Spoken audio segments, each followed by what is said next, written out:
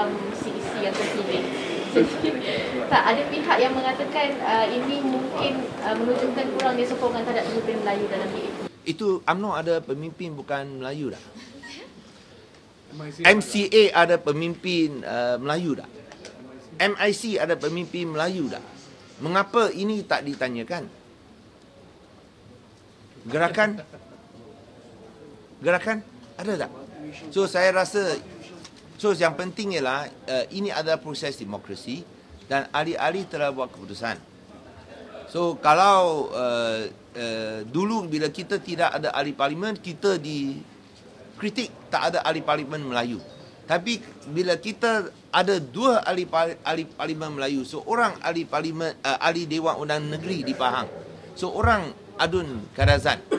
Oh, sekarang pula bangkit yang lain. Seperti yang ditanya-tanyakan tadi.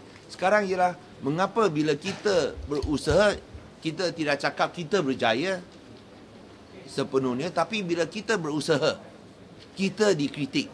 Sedangkan yang lain mau main perkauman. Yang lain mau main ekstremisme. Yang lain mau membenci rakyat Malaysia bersama sendiri. Mengapa mereka tak ditanya? Khairi Jamaluddin, dia boleh cakap besar. Kerana pemilihan UMNO, dia mesti main perkauman. Tapi apa hak, apa kelayakannya untuk bertanyakan perkara ini? Bila di MCA tak ada seorang Melayu, bila di MIC tak ada orang Melayu, mengapa beliau tak mau tanya? So saya rasa itu Khairi Jamaluddin seorang hipokrit lah. Seorang hipokrit. Tapi saudari tak akan tulis di sana.